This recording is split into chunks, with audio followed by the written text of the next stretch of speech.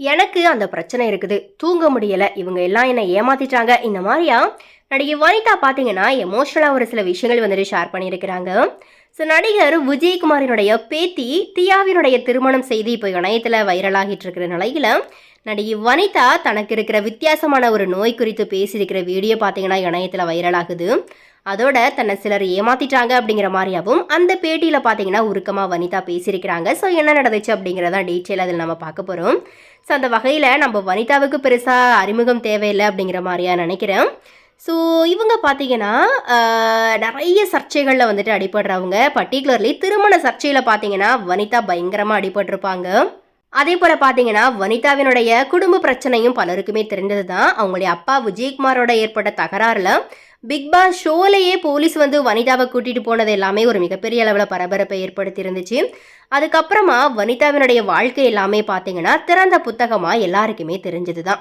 இந்த நிலையில தான் இப்போது விஜயகுமாரோடைய பேத்திக்கு திருமணம் நடைபெற இருக்கிற நிலையில் அது குறித்த வீடியோக்களும் ஃபோட்டோக்களும் இணையத்தில் வைரலாகிட்டு வரும்போது பலரும் வனிதா இந்த திருமணத்தில் கலந்துக்கலையா அப்படிங்கிற மாதிரியா கேள்வி எழுப்பிட்டு வராங்க. இப்படியான நிலையில தான் வனிதா பிரபல சேனல் ஒன்றுக்கு பேட்டி கொடுத்துருக்குறாங்க.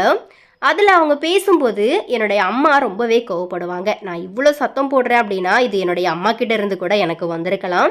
வீட்டில் தான் அதிகமாக நான் அடி வாங்குவேன்.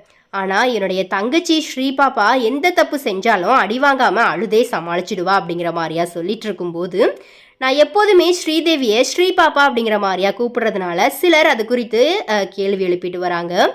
என்னதான் இருந்தாலும் அவள் எனக்கு தங்கச்சி தானே, அது எப்போதும் மாறாது அப்படிங்கிற மாதிரியா பேசியிருக்கிற வனிதா அதை தொடர்ந்து நான் வெளியே தான் ரொம்ப போல்டாக பேசுவேன், ஆனால் உள்ளுக்குள்ளே ரொம்பவே பயந்த ஆள், இதையும் யோசிச்சுக்கிட்டே இருப்பேன். நாளைக்கு ஷூட்டிங் இருக்குது அப்படின்னாலே, அப்படி இல்லைனா படம் வெளியாக போகுது அப்படின்னா கூட என்னால் நிம்மதியாக தூங்கவே முடியாது.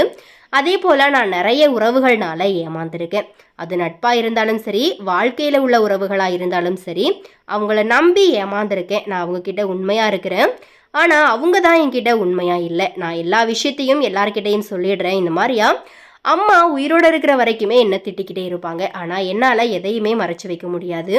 இப்போது இவ்வளோ நேரம் இங்கே பேசிகிட்டு இருக்கேன். இதை தாண்டி கொஞ்சம் தூரம் தள்ளி போனதும் இன்றைக்கி என்ன நடந்துச்சு அப்படிங்கிற மாதிரியா கேட்டால் நான் எல்லா விஷயத்தையுமே சொல்லிடுவேன். அப்படிப்பட்ட ஆள் தான் நான். ஆனால் என்னை சிலர் அவங்களுடைய சுயநலத்துக்காக யூஸ் பண்ணியிருக்கிறாங்க. இந்த மாதிரியாகவும் அந்த பேட்டியில் பார்த்தீங்கன்னா வனிதா வந்துட்டு ரொம்பவே உருக்கமாக பேசியிருக்கிறாங்க.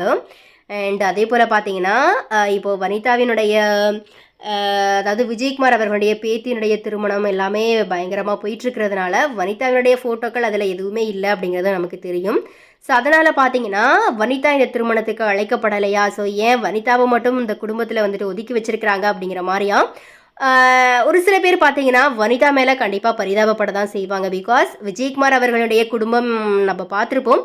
ஸோ ஆக்சுவலாக அவருக்கு 2 மனைவிகள். ஸோ அவங்களோட எல்லாமே ஒன்றா இருக்கிற ஃபோட்டோக்களை அடிக்கடி பார்த்தீங்கன்னா விஜயகுமார் என அவங்களுடைய குடும்ப சார்ந்த உறுப்பினர்கள் எல்லாருமே வந்துட்டு வெளியிடுவாங்க. ஸோ அதில் வனிதா மட்டும் மிஸ்ஸிங்காக இருப்பாங்க. அதே போல் வனிதாவினுடைய மகன் கூட பார்த்தீங்கன்னா விஜயகுமாருடைய வீட்டில் தான் வந்துட்டு இருக்கிறாரு. ஸோ அவருமே வனிதா கூட சேர்றது கிடையாது. ஸோ அதனால் வனிதா குடும்பம் மொத்தமும் ஒன்றா இருந்து அவங்க ஃபோட்டோக்களை எல்லாமே பதிவிடும்போது வனிதா அதில் இல்லாதது அவங்களுடைய ரசிகர்களுக்கே பார்த்தீங்கன்னா பயங்கரமான ஒரு வருத்தத்தை உருவாக்கும். அப்போ வனிதா கண்டிப்பாக எவ்வளோ ஃபீல் பண்ணுவாங்கல்ல. ஸோ இனி இது குறித்த உங்களுடைய கருத்துக்களை மறக்காம கமெண்ட்ஸில் பதிவு பண்ணுங்கள்.